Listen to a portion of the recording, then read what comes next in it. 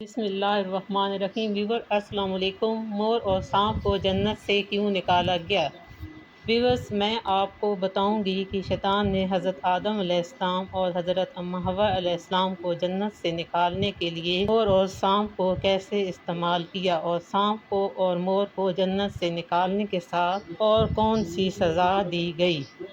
آئیے میں آپ کو مکمل واقعہ سناتی ہوں۔ ویورس، اگر ابھی تک آپ نے میرے چینل کو سبسکرائب نہیں کیا تو پہلے میرے چینل کو سبسکرائب اور ساتھ بیل آئیکن کا بٹن بھی پریس کر دیں تاکہ نئی آنے والی ویڈیو کا نوٹیفیکیشن آپ کو ملتا رہے۔ ویورس، مور جتنا اب خوبصورت ہے اس سے کہیں زیادہ جنت میں خوبصورت تھا۔ مور کی خوبصورتی اور سبھی پرندے فدا تھے۔ تبارک تعالیٰ نے جب حضرت آدم علیہ السلام اور حضرت اماں حوا کو پیدا فرمایا، اس کے بعد اس کو جنت میں بھیج دیا گیا۔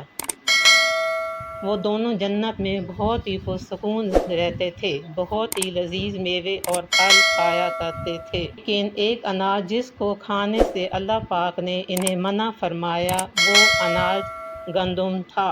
شیطان کو حضرت آدم علیہ السلام کی وجہ سے جنت سے نکالا جا چکا تھا، اسی وجہ سے شیطان کی حضرت آدم علیہ السلام سے دشمنی ہو گئی تھی۔ شیطان یہ چاہتا تھا کہ وہ کسی بھی طرح حضرت آدم علیہ السلام حضرت اماں حوا کو جنت سے نکال دے۔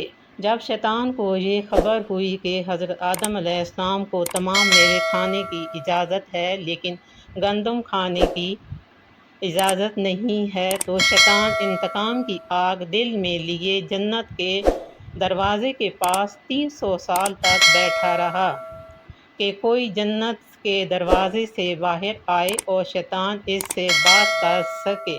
لیکن ایک دن اچانک سے مور جنت سے باہر آ گیا۔ شیطان اس کو دیکھتے ہی بہت خوش ہو گیا۔ شیطان نے پوچھا، اے خوبصورت پرندے، تم کون ہو؟ مور بولا، میں مور ہوں، اب تم اپنا تعارف کراؤ۔ شیطان نے جواب دیا کہ میں عالم کروبیہ کا ایک فرشتہ ہوں، میں اللہ پاک کی عبادت سے ایک پل بھی غافل نہیں ہوں، میں چاہتا ہوں کہ میں جنت میں جاؤں، وہاں کی نعمتوں کا اپنی آنکھوں سے مشاہدہ کروں۔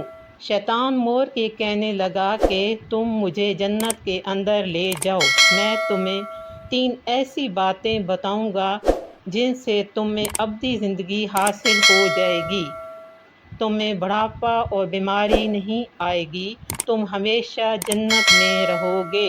شیطان کی یہ باتیں سن کر مور لالچ میں آ گیا اور کہنے لگا کہ مجھ میں تو اتنی طاقت نہیں کہ میں تمہیں جنت کے اندر لے جاؤں، لیکن ایک سانپ میرا دوست ہے، وہ شاید تمہاری مدد کر سکے۔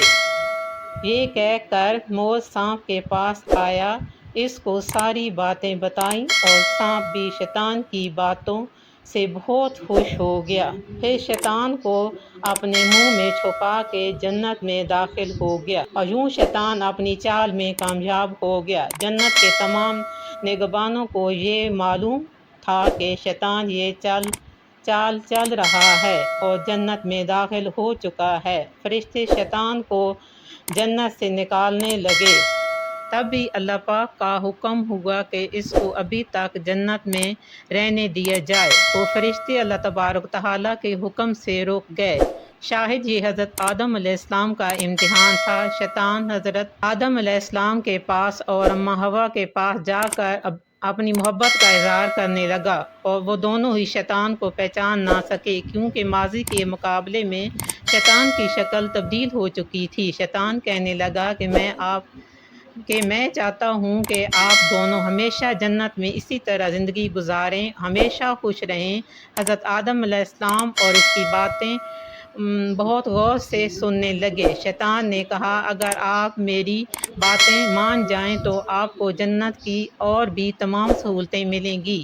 حضرت آدم علیہ السلام شیطان کے بہکاوے میں آ کر کہنے لگے کہ یہ کس طرح ممکن ہے؟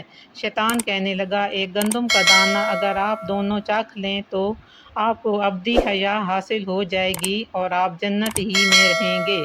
یہ باتیں سن کر حضرت آدم علیہ السلام کے دل میں رجحان پیدا ہوا، لیکن ان کے دل میں اللہ کی نافرمانی کا خوف غالب آ گیا، جبکہ اماں حوا شیطان کی باتوں میں آ گئیں، جس پر اماں حوا نے حضرت آدم علیہ السلام کو راضی کر لیا۔ پھر اس کے بعد ان دونوں نے اس گندم کے دانے کو چکھ لیا۔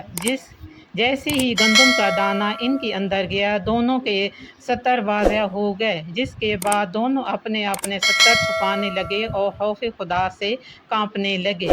اسی دوران اللہ تبارک و تعالیٰ نے فرشتوں کو یہ حکم دیا کہ حضرت آدم علیہ السلام اور حضرت اماں حوا کو دونوں کو زمین پر اتار دو۔ حضرت آدم علیہ السلام کو سری لنکا کے قریب نیچے زمین میں بھیج دیا، جبکہ اماں حوا کو جدہ کی سرزمین پر اتارا گیا۔ حضرت پیروں سے چل کر مور شیطان کو جنت کے اندر لے کر آیا تھا، وہی خوبصورت پاؤں اللہ پاک نے مور سے لے لیے۔ سانپ جو اپنے منہ میں شیطان کو چھپا کر لایا تھا، اس کے منہ کی خوبصورت خوشبو کو چھین کر اس میں زہر ڈال دیا گیا۔ پھر مور کے ساتھ ساتھ سانپ کو بھی جنت سے نکال دیا گیا۔